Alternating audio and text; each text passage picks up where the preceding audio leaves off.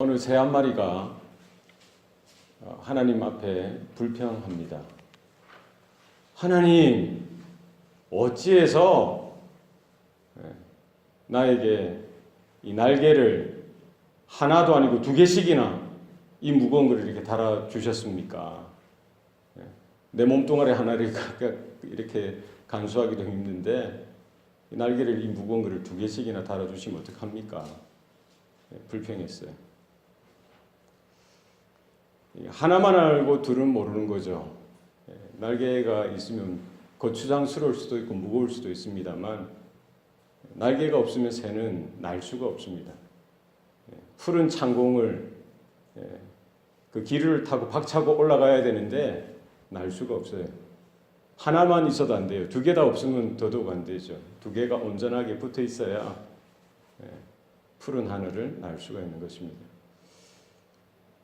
때로는 인생이 짐이 될 것 같고 또 무거운, 정말 감당하기 힘든 이런 인생의 짐 같지만 사실은 그것으로 인해서 내가 존재하고 또 내가 살아가는, 우리가 살아가는 의의를 거기서 찾을 수가 있습니다. 하나님께서는 우리에게 은혜도 주시고요. 또 필요에 따라 또 때에 따라서 우리에게 크고 작은 시련을 또 어떤 고난을 주시기도 합니다. 우리가 생각할 때, 우리가 볼 때는 이거 참 거추장스럽고 없었으면 더 좋았을 텐데 라고 생각하는 것도 사실 믿음으로 바라보고 우리가 믿음 안에 거할 때에 그 어떤 시련도 고난도 하나도 버릴 것 없다는 것입니다. 우리가 하나님 안에 은혜의 풍성함 가운데에 믿음으로 거하고 믿음으로 걸어갈 때에 하나님이 주신 것, 감사함으로 받을 때에 버릴 것이 하나도 없다. 사실을 날마다 깨닫는 저와 여러분 되시기를 바랍니다. 주님께서 제자들과 함께 말씀 사역을 하시고요.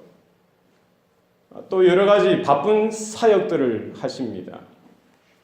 병자들을 고치시고 귀신들을 이렇게 귀신을 쫓아내 주시죠. 이런 여러 가지 사역들을 다 마무리하시고 이제 제자들을 향해서 우리가 갈릴리 바다 건너편으로 가자 하십니다. 예수님이 배에 오르시고 제자들도 배에 같이 타게 되죠. 오늘 본문에 보면은 예수님과 함께 제자들이 배에 오르고 갈릴리 바다를 건너가던 중에 큰 놀이 일어나서 배가 물결에 뒤덮이게 되어지고요. 배가 이제 좌초의 위기에 있는 거예요. 침몰의 위기 가운데 빠지게 됩니다. 예수님은 저 배 한켠에서 주무시고 계십니다. 제자들이 그 중에 상당수가 갈릴리 바다에서 고기 잡다가 이렇게 잔뼈가 굵은 사람들이지만 이 갈릴리의 그 변덕스러운 날씨, 그 태풍, 풍랑을 감당하기가 힘들다는 거예요. 뭐 파도가 한 1m, 2m 정도는 괜찮아요. 4m, 5m, 6m, 7m 이렇게 올라가면은 아무리 뱃사람이고 바다에 익숙한 사람이고요. 배를 잘 다루는 사람이라 할지라도 사람의 그 한계, 통제선을 넘어가는 것입니다. 특별히 갈릴리 바다는 해수면보다 한 230m 정도 낮습니다. 그리고 동쪽, 그리고 북쪽에 그 산이 있어서 높은 지대 가운데 있어서 이 북쪽의 찬 기운, 헐몬산에서 내려오는 그 찬 기운과 또 이렇게 지중해에서 불어오는 따뜻한 바람이 그 갈릴리 호수 위에서 만났을 때에 변덕스럽게 이런 태풍들이 예기치 못하게 일어나게 되더라는 것이죠. 오늘 본문에 보면 큰 놀이 일었다라고 되어 있습니다. 이 큰 놀은 지진이나 혹은 이런 바다의 태풍을 이야기하는 것이죠. 그래서 지각 변동이 있어서 이런 바다에 태풍이 일게 되어질 수도 있고요. 좀 전에 말씀드렸듯이 이런 기온차에 의해서 이런 큰 태풍이나 이런 풍랑이 일게 되어지기도 하더라는 것입니다. 오늘 본문을 통해서 우리가 봐야 되는 것은 우리 인생이 바다를 항해하는 것과 같다는 것입니다. 우리가 믿음으로 살아가고 말씀을 쫓아 살아가는 삶 가운데에서도 이런 인생의 풍랑이 생겨날 수 있더라는 거예요. 제자들이 예수님을 따라갔어요. 예수님께서 바다 건너로 가자라고 하시고 예수님이 먼저 배에 타시고요. 제자들이 따라서 그 배에 올랐던 것입니다. 배를 타고 이제 이렇게 갈릴리 호수를 지나가는 그들의 마음, 풍랑을 만나기 전까지는 얼마나 좋았겠어요. 그렇지 않았겠습니까? 하루의 사역을 잘 마무리하고요. 주님께서 이루신 그런 일들을 이렇게 여러 가지 담소를 나누면서 그 시간들을 보냈지만 문제는 언제부터 시작됩니까? 태풍이 불고요. 바람이 불고 풍랑이 생기게 되니까 문제가 생기더라는 것입니다. 예수님과 함께하는 삶에도, 믿음으로 살아가는 삶에도 인생의 풍랑은 다가오는 법입니다. 우리 예수를 믿으면은 만사형통, 이래 되면 얼마나 좋겠습니까? 예수 믿으면 만사형통. 맞습니다. 예수 믿으면 구원이 허락되어집니다. 여러분 믿습니까? 하나님께서 말씀의 은혜를 주십니다. 주님께서 동행해 주십니다. 기도할 때 기도의 응답을 주십니다. 때로는 병도 고치게 하시고요. 큰 문제 가운데 건져주시기도 하시고 하나님께서 보호하시고 지키시지만 늘 언제나 시온의 대로와 같이 만사형통의 길을 허락하시는 것은 아닙니다.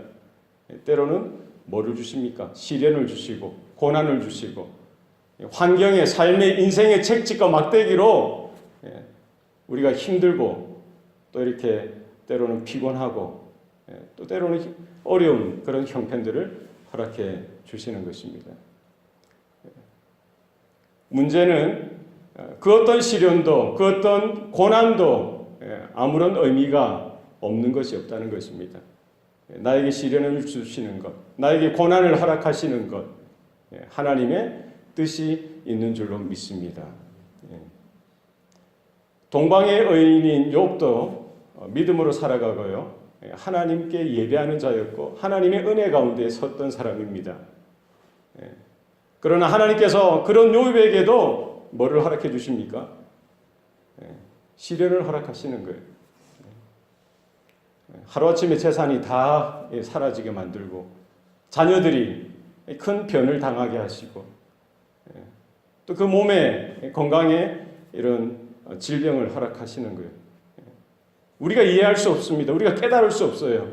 그러나 욥은 그런 긴 고난의 터널을 통과하면서 여전히 하나님께서는 나의 창조주 되시고 나의 구원자 되셔서 나로 이 땅에 적신으로 오게 하신 그분께서 나로 인하여 이 땅에 적신으로 돌아가게 하시더라도 나는 감사하겠다는 거예요.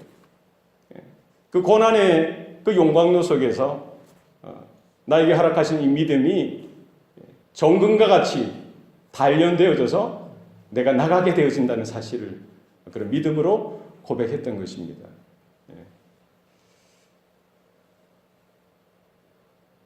우리가 크고 작은 시련 가운데 어떻게 대해야 하는지, 어떻게 반응해야 하는지 오늘 말씀을 통해서 우리가 발견할 수 있기를 소원합니다. 제자들은 어떻게 합니까? 제자들이 어떻게 하죠? 고온히 주무시고 계시는 예수님을 찾아가서 막 흔들어 깨우는 거예요. 주님! 주님, 우리가 죽게 되었나이다. 우리를 구해 주세요. 왜 주무시고만 계십니까? 우리가 죽게 되었어요. 지금 제자들은 뭐 어떻게 하고 있어요? 야단법석하는 거예요. 뭐 때문에 그렇습니까? 풍랑 때문에, 인생의 그 갈릴리 바다의 그 큰 파도로 인해서 그 마음 가운데 두려움이 더 컸던 것입니다.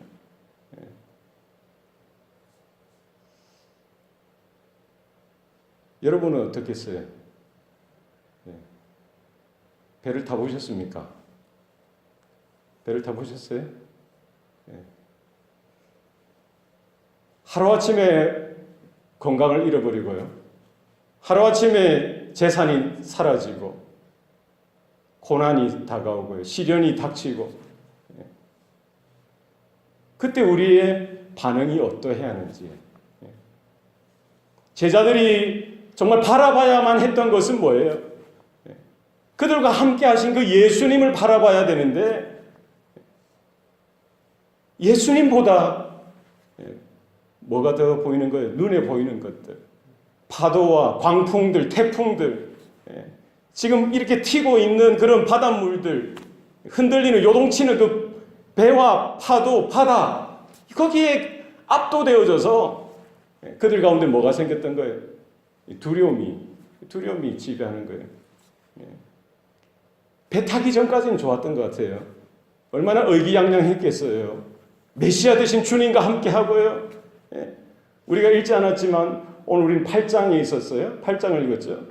5장, 6장, 7장 뭐가 있습니까? 산상순이죠. 심령이 가난한 자는 복이 있나니 천국이 저희 것이니라.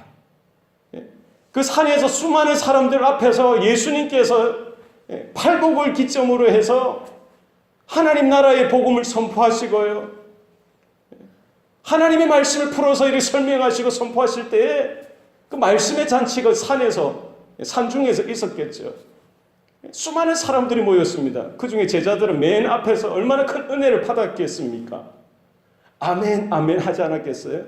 그렇습니다, 하나님. 그렇습니다, 주님. 감사합니다. 말씀의 감격이 있었을 거예요.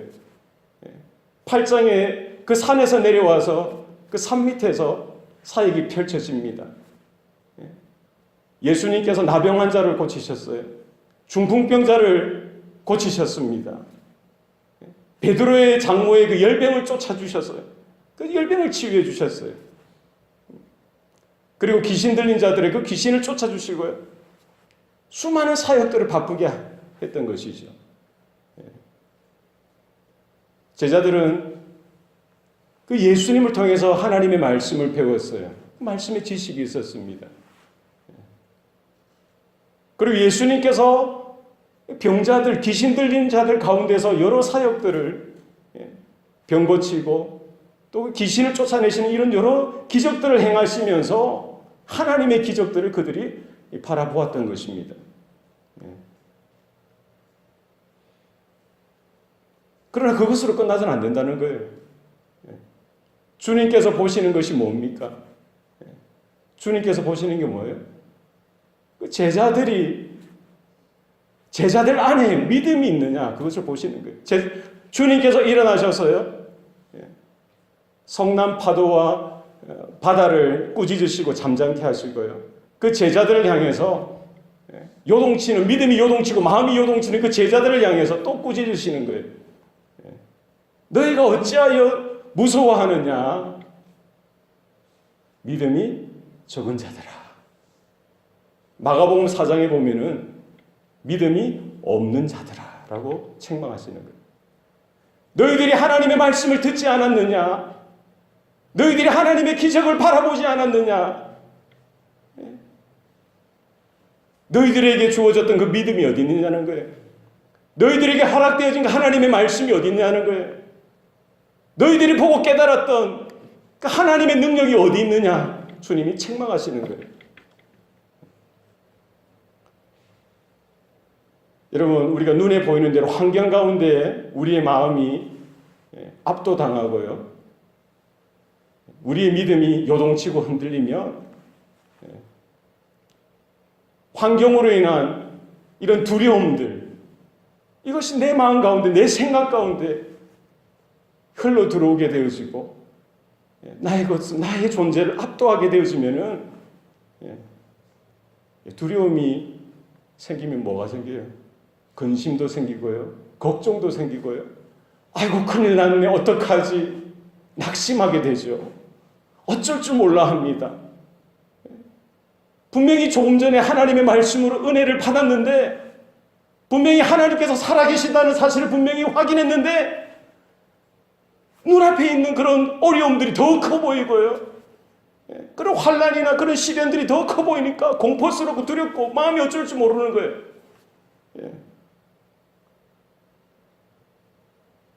두려움이 생기면은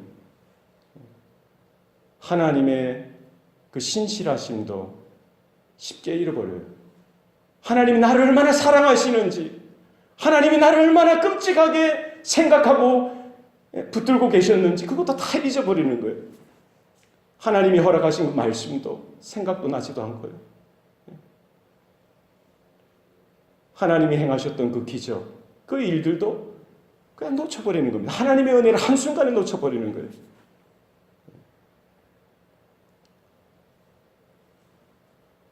주님께서 그 제자들에게 그 하늘의 말씀, 하나님 나라의 복음, 그 말씀 사역을 계속해서 그들에게 먹이시고 꼴을 먹이시고 기적의 역사, 하나님의 사역 그 현장들을 누비게 하셨을 뿐만 아니라 그것이 다가 아니라는 것이죠.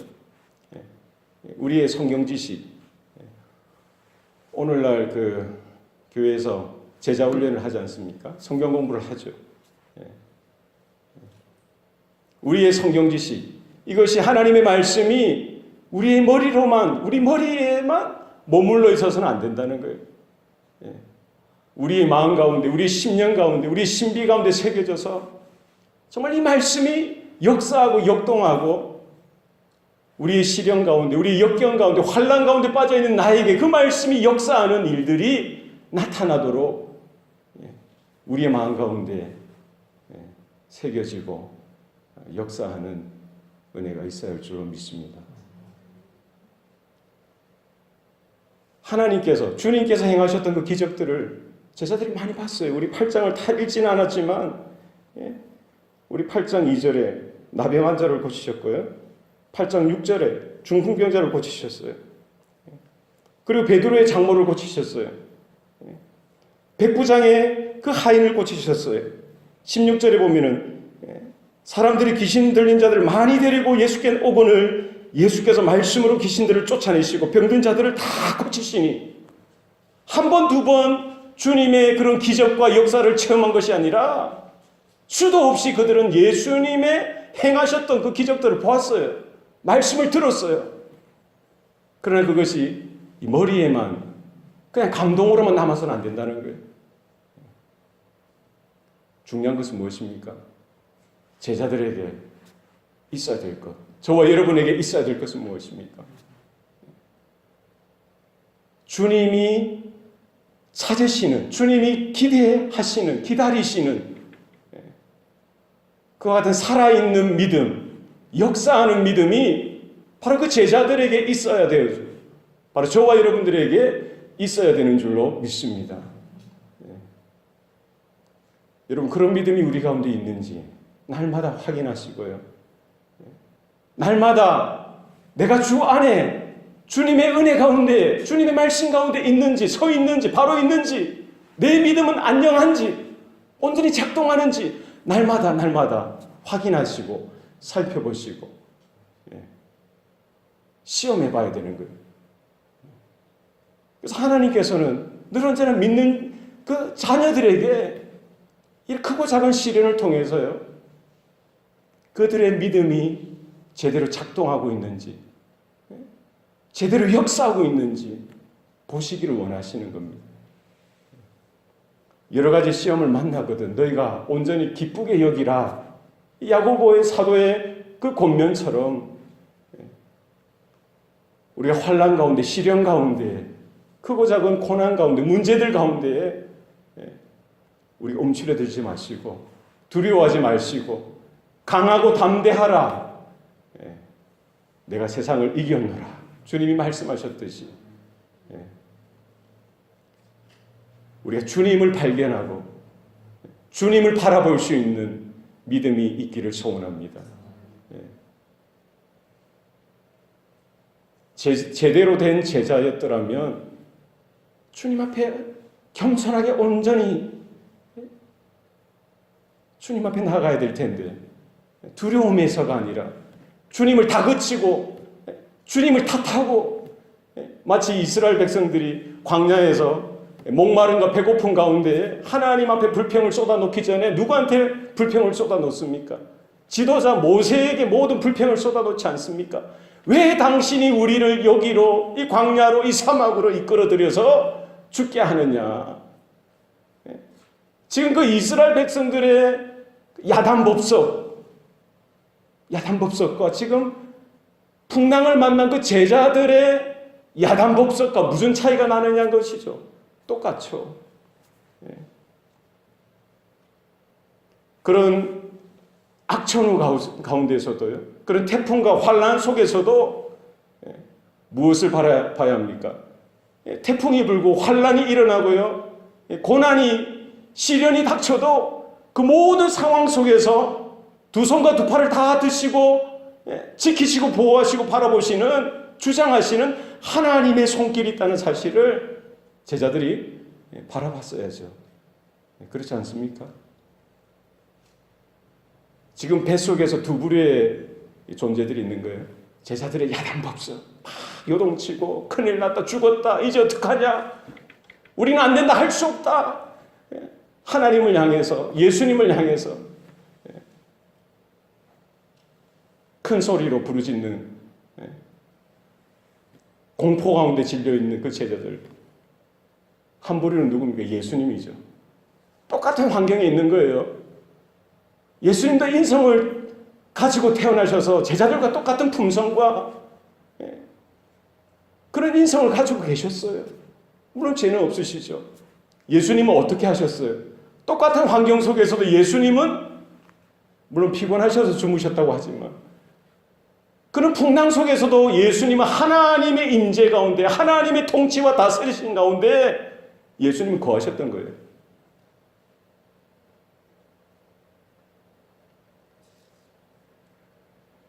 성도들이라고 한다면 우리의 제자들의 그와 같은 야단법석스러운 그런 모습이 아니라 예수님이 거하셨듯이 그 풍랑 속에서도 잠을 청하여 주무실 수 있을 정도의 그런 평안함, 그런 하나님의 임재, 하나님의 고요함, 하나님이 붙들어 주시는 그 은혜 경험하실 수 있는 우리 성도들 되시기를 소원합니다.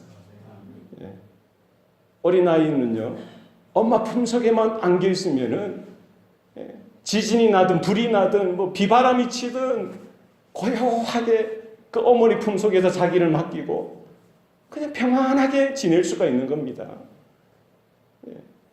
예수님께서 그냥 피곤하셔서 물론 주무셨을 수도 있지만 그 풍랑 가운데, 환란 가운데 성도들의 바른 영적인 태도, 반응이 어떠해야 하는지에 대해서 말씀해 주고 계신다라고 저는 생각됩니다.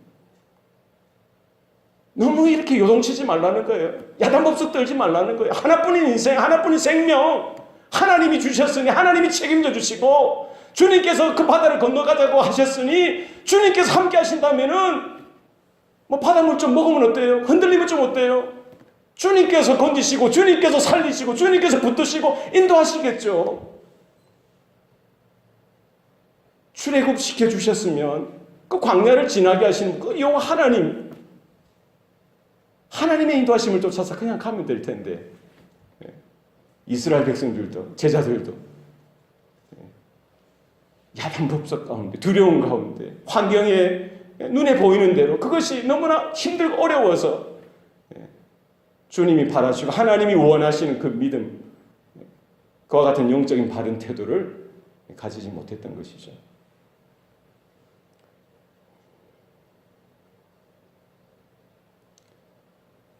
우리가 겪고 있는 크고 작은 어려움들이 있습니다. 목사도 마찬가지겠죠. 한 사람도 예외 없이 정말 우리 인생에 하나님이 허락하신 가시가 있을 수 있어요. 인생에 채찍과 막대기가 있을 수 있습니다. 시련이 있어요. 고난이 있습니다. 아픔이 있어요. 외로움이 있어요. 상처가 있습니다. 그것이 크든지 작든지 어떠하든지 정말 그것을 통해서 내가 예수님을 바라볼 수만 있다면, 그것을 통해서 내가 예수님께 믿음으로 한 걸음 겸손하게 나아갈 수만 있다면 우리는 사도 바울의 고백처럼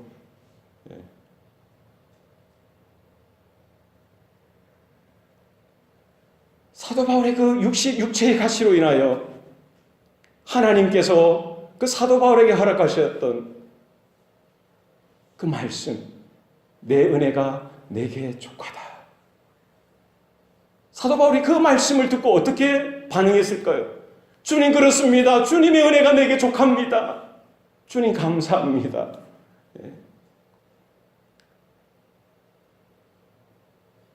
인생의 풍랑이 있습니다. 환란이 있습니다. 주님께서는 우리에게 허락하신 그 말씀이 제대로 작동하는지, 제대로 역사하는지 보시기를 원하십니다. 주님께서 지금껏 우리가 믿음으로 살아오는 그 삶의 여정 가운데 보여주셨던 그 기적과 하나님의 나타나심, 성령의 능력과 은사, 하나님의 영광을 보여주신 그 체험, 영적인 귀한 은혜가 있었느냐? 그것을 가지고 시련 가운데, 역경 가운데 그냥 묻어두지 말고 그 말씀, 그 귀한 영적인 경험이 있었으면 그것으로 인하여 주님을 발견하고 주님께 나아갈 수 있는 귀한 발판이 되어져야 되는데, 귀한 믿음의 통로가 되어져야 되는데, 은혜의 통로가 되어져야 되는데, 제자들에게는 이 괴리가 있었던 거예요. 말씀대로 놀고요. 영적인 귀한 체험들은 그 체험대로 놀고요. 주님을 향한 믿음은 이거 연결이 되어지지 않는 거예요.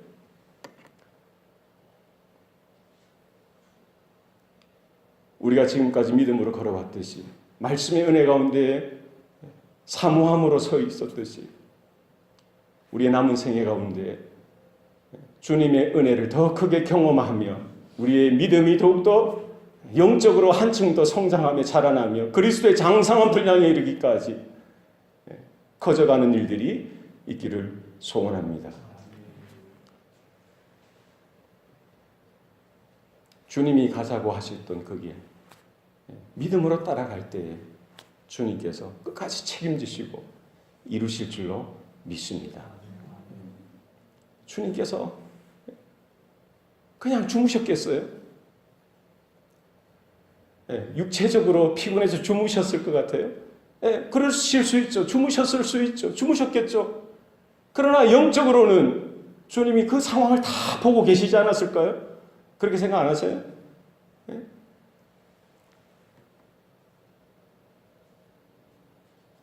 주님이 주무셨겠지만 다 영적인 지각으로 다 그 모든 상황들을 견지하고 계시고요. 다 바라보고 계셨을 거예요. 이스라엘을 지키시는 이는 주무시지도 아니하시고 졸지도 아니하신다라고 했어요.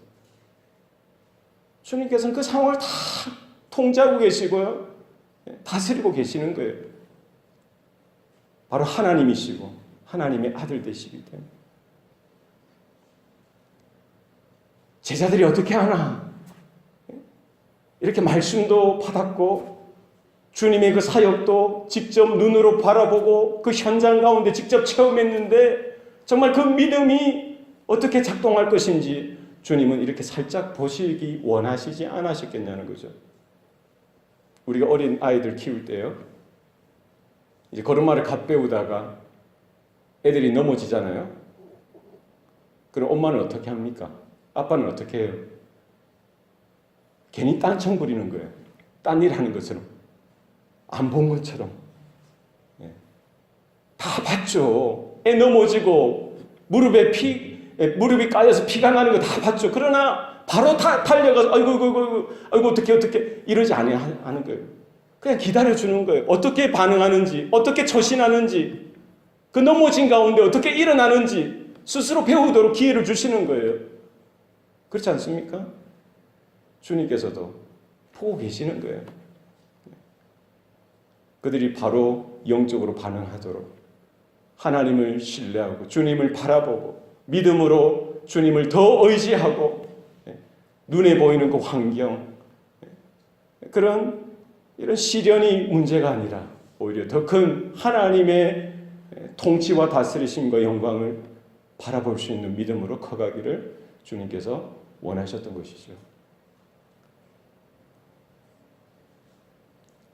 빙점이라는 소설 지었던 미우라 아야코라는 작가가 있습니다. 그 여인은 24세 때 폐결핵을 앓아가지고 13년 동안 힘들었어요. 병상에만 누워가지고 폐결핵뿐만 아니라 그 몸이 너무나 약하니까 이런저런 병들이 다 달고 다니는 거예요. 별명이 종합병원. 그런 힘들고 어려운 그런 처지 가운데 오히려 하나님께서 은혜를 주셔서 특별한 믿음을 주시는 거예요. 죄인을 향한 하나님의 지극한 그 긍휼하심과 사랑을 그에게 베풀어 주셨던 거예요. 그리스도를 영접하고요. 하나님을 향한 믿음과 사랑을 가지고 살아갈 수 있도록 주셨던 거죠. 그렇게 특별한 영감을 주셨어요. 그래서 여러 작품들을 통해서 사람들에게 감동을 주고요. 하나님의 그런 선한 영향력들을 나타냈던 것이죠. 그가 1999년도에 77세의 나이로 하나님의 부르심을 받는데 마지막 이제 죽기 전에 유언과도 같은 말을 남기고 죽었어요. 자기에게 있는 이 질병이 빼앗은 것은 건강뿐이고, 그러나 하나님께서 나에게 주신 것은 믿음과 생명이었습니다. 고백합니다. 아무리 힘들고 큰 시련들, 어려운 고난들이 닥쳐와도 오히려 그 속에서 하나님의 특별하신 은혜를 바라보게 하시고 하나님을 더 의지하고 주님을 향하여 더 믿음으로 나아가도록 만드셨던 그 하나님의 은혜가 그의 인생 가운데 있었던 것입니다. 주님께서 제자들을 이렇게 훈련시키듯이 그들과 함께 하시면서 여러 가지 어려움과 시련을 허락하시고 또 다시 한 번 더 믿음으로 일어나게 하시고 바른 방향으로 주님을 따라가는 제자로서의 삶을 하나하나 배우게 하셨듯이 저와 여러분의 삶 가운데도 그와 같은 믿음의 은혜가 있기를 소원합니다. 시련은 분명히 있어요. 고난은 분명히 있습니다. 문제는 항상 또 나타나고 또 나타날 것입니다. 그러나 분명한 사실은 주님이 우리와 함께 하시고요. 우리가 주님을 따라갈 때에 바로 예수 그리스도 안에 유일한 해답이 있고 구원이 있는 줄로 믿으시길 바랍니다. 주님을 신뢰하시기 바랍니다. 주님께 더 기도하세요. 주님의 말씀 가운데 더 거하도록 우리 자신을 쳐서 걱정하시기 바랍니다. 주님, 나를 불쌍히 여겨주세요. 주님, 저 믿음이 적어요. 믿음이 없습니다. 믿음 없는 것을 불쌍히 여겨주시고 주님, 나에게 믿음을 허락해 주세요. 우리가 주님 앞에 간구하고 주님이 주시는 크신 은혜와 귀한 사명을 감당하는 저와 여러분의 삶이 되시기를 축원합니다. 기도하시겠습니다. 살아계신 아버지 하나님, 우리에게 생명 주시고 구원의 은혜를 베풀어 주시니 감사합니다. 풍랑이는 이 인생의 바다 가운데 우리가 허우적거리며 낙심과 절망 가운데 빠졌던 그 순간 속에서도 우리와 함께 하시고 우리 옆에 우리 뒤에서 우리를 붙들어 주시는 그 주님의 손길을 바라보게 하여 주시옵소서. 막연하게 두려워하고 무서워하고 절망하고 낙심하는 인생이 아니라 오히려 그런 시련을 통해서 주님을 믿음으로 바라보며 주님께 더 가까이 나아가며 주님을 의지하며 하나님의 크신 은혜를 경험하는 귀한 시간들 기회가 되게 하여 주시옵소서. 우리에게 두려움과 근심과 염려와 외로움과 낙심하는 생각들 떠나가게 하시고 하나님이 주시는 믿음의 바른 태도가 임하게 하여 주시옵소서. 말씀을 들을 때마다 또 하나님이 행하시는 그 손길을 바라볼 때마다 우리 안에 식어진 열정이 새로워지게 하시옵소서. 하나님을 향한, 주님을 향한 참된 헌신과 믿음의 고백이 오늘 이 밤에도 새로워지게 하시고 또 주님 어떤 형편, 어떤 처지 속에서도 환경에 지배받는 인생이 아니라 주님의 말씀에, 주님의 통치에, 하나님의 나라의 다스림 가운데 거할 수 있도록 주님 도와 주시옵소서. 모든 것 감사드리고 예수님 이름으로 기도합니다. 아멘.